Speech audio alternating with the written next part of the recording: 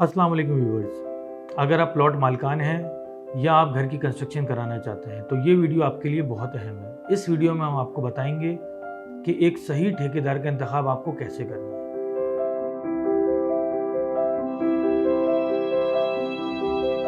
जी, तो आज की हमारी वीडियो में सबसे पहले हम डिस्कस करेंगे कि ठेकेदार चुनने का सही तरीका क्या होता है और हम मेजर मिस्टेक्स कहाँ कर जाते हैं।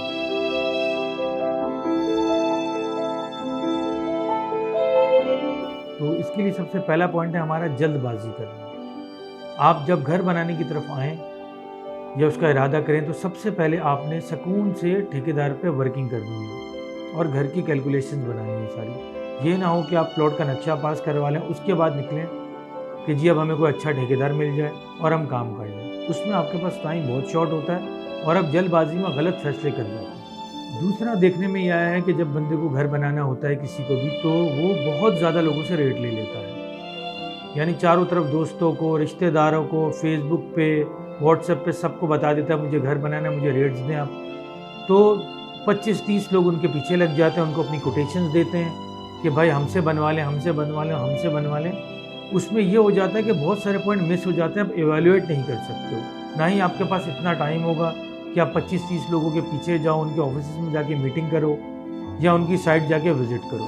उसमें भी हमें ध्यान रखना है कि हमने चंद मखसूस लोगों से रेट लेने हैं जिनका मार्केट में कोई नाम हो, उनकी साइटें चल रही हों और वो एक अच्छे नाम के साथ काम कर रहे हैं। तीसरा पॉइंट, दोस्तों और रिश्तेदारों से मशवरा। दोस्तों और रिश्तेदारों से मशवरा बिल्कुल कर सकते हैं। उन लोगों का इंतखाब कीजिए जिन्होंने रिसेंटली अपना घर कंस्ट्रक्ट किया है या वो इस फील्ड से वाबस्ता हैं, यानी आर्किटेक्ट्स हैं, सिविल इंजीनियर हैं या कॉन्ट्रैक्टर्स हैं। उनसे आप बिल्कुल मशवरा ले सकते हैं।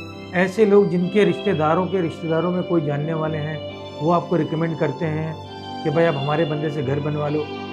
फिर वही रिश्तेदार लोग कॉन्ट्रैक्टर से अपना कमीशन मांगने भी पहुंच जाते हैं, जिसमें मामला ख़राब हो जाते हैं और नुकसान एंड में आपको ही होता है। चौथा पॉइंट हमारा ये है कि आप किसी थर्ड पार्टी को कॉन्ट्रैक्ट देते हैं। थर्ड पार्टी से मुराद मेरी ये है कि कोई स्टेट एजेंट है जिन्होंने आपको प्लॉट दिलवाया था, बहुत अच्छी डील कर रही थी, आप उनको ही बोल देते हैं कि आप हमारी कंस्ट्रक्शन करवा दो। वो आपसे कंस्ट्रक्शन मार्केट रेट पे ले लेते हैं और आगे किसी कॉन्ट्रैक्टर को सबलेट कर देते हैं। उनके साथ एक सब कॉन्ट्रैक्टर के हैसियत से उनको हायर कर लेते हैं। उसमें होता यह है कि आपने मार्केट रेट में उनको दिया, 5-7 लाख रुपए उन्होंने अपना कमीशन निकाल लिया। अब जो फील्ड पे काम कर रहा है बंदा, उसकी कैपेसिटी कम हो गई है।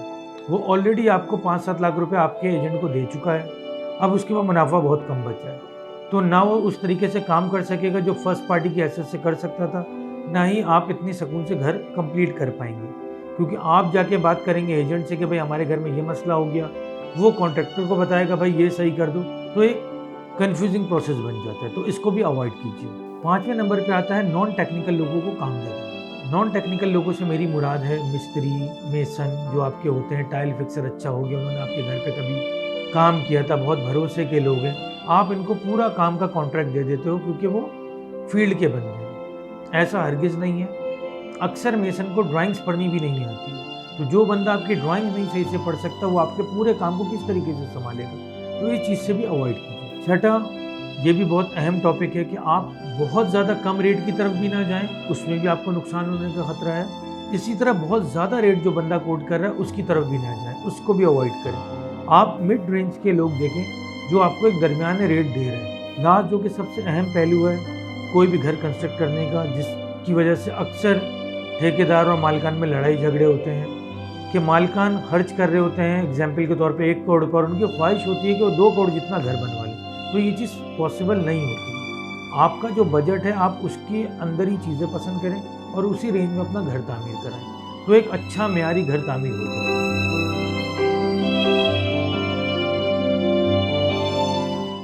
अब हम आपको बताएंगे कि ठेकेदार को या कॉन्ट्रैक्टर को हायर करने का सही तरीका क्या हो।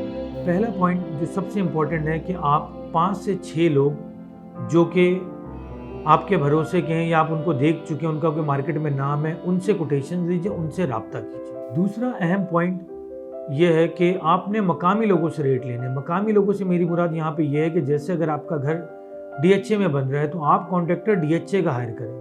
ये नहीं कि आप कॉन्ट्रैक्टर शहर से लेके जा रहे हैं, उसको ट्रैवलिंग पड़ रही है, उसकी वहाँ पे टीम मौजूद नहीं है, उसका मशीनरी मौजूद नहीं है, वो सब कुछ जब यहाँ से लेके जाएगा तो एक तो पूरा टाइम नहीं दे पाएगा क्योंकि उसको ट्रैवलिंग ही इतनी होगी। यही अगर आपने उसी एरिया का ठेकेदार पकड़ा है, उससे आपने डील करी है, उससे आपने एग्रीमेंट किया है, तो वो आपके लिए ज़्यादा मुफीद होगा। इसी तरह अगर आप बहरिया टाउन कराची में कंस्ट्रक्शन करवाना चाहते हैं तो आप उन कॉन्ट्रैक्टर्स को हायर कीजिए जो कि इस टाइम पे बहरिया टाउन कराची में वर्किंग कर रहे हैं, जिनकी यहाँ पे साइट्स चल रही हैं, जिनके ऑफिसेज यहाँ पे, जिनकी मशीनरी यहाँ पे, तो आप उनको प्रेफर करें। थर्ड पॉइंट हमारा ये है कि अपना कंप्लीट होमवर्क करें। जब आप अपने रेट्स ले लेते हैं उसके बाद आप बैठें और सबसे पहले एवेल्युएशन करना शुरू करें कि किस कॉन्ट्रैक्टर ने आपको कितने रेट दिए, उनके एक चार्ट बनाएं कि किस किस में कितना डिफरेंस है। उसके बाद आपने एवेल्युएशन करने के बाद साइट विजिट्स पे जाना, जिस कॉन्ट्रैक्टर के जितने रेट हैं उसको माइंड पे रखते हुए उनकी जो रनिंग साइट्स हैं उस पर आप विजिट करें। अक्सर लोग गलती ये करते हैं कि कंप्लीट साइट पे चले जाते हैं, जो तैयार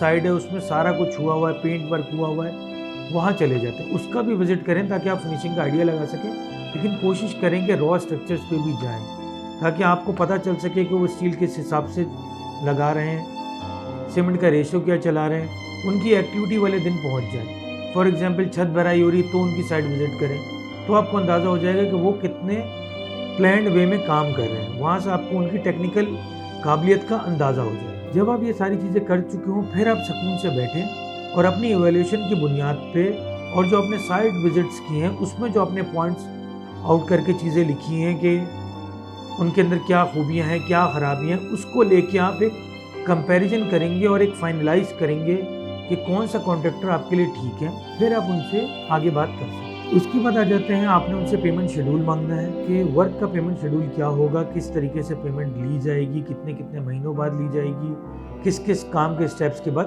पेमेंट ली जाएगी। उसके बाद आप उनसे टाइम फ्रेम डिसाइड करें कि किस टाइम में कितना कितना काम हो जाएगा और आप उसको एवेल्युएट करेंगे, उसको कंपेयर करेंगे अपने पेमेंट शेड्यूल से कि कहीं काम के हिसाब से आपकी पेमेंट ज़्यादा तो नहीं चली जा रही। तो ये एवेल्युएशन बहुत ज़रूरी है। जब आप इन सारे प्रोसेस से गुजर जाएं फिर आप अपने शॉर्ट लिस्ट किए हुए बंदों से एग्रीमेंट करें और एक प्रॉपर एग्रीमेंट बनवाएं उनसे। मीन्स कि उसमें कोई पॉइंट मिस नहीं होना चाहिए, बहुत डिटेल्ड एग्रीमेंट होना चाहिए, मटेरियल की तमाम लिस्टिंग करंट प्राइस के साथ उसमें लिखी हुई होनी चाहिए, पेमेंट शेड्यूल टाइम और अमाउंट दोनों के साथ कंपेयर हुआ होना चाहिए और आप उनसे एग्रीमेंट करें और अपना काम प्रोसीड कर दें, एग्जीक्यूशन की तरफ जाए। जी तो नाज़रीन, उम्मीद है आपको हमारी वीडियो पसंद आई होगी और आपके लिए फ़ायदेमंद साबित होगी। मज़ीद मालूमात के लिए आप हमारे नंबर पर कॉन्टैक्ट कर सकते हैं या कमेंट सेक्शन में कमेंट कर सकते हैं। अगर आपने हमारा चैनल अब तक सब्सक्राइब नहीं किया है तो प्लीज़ हमारे चैनल को सब्सक्राइब करें ताकि हम मज़ीद इन्फॉर्मेटिव वीडियो आपके लिए बना सकें। Thank you. अल्लाह हाफ़िज़।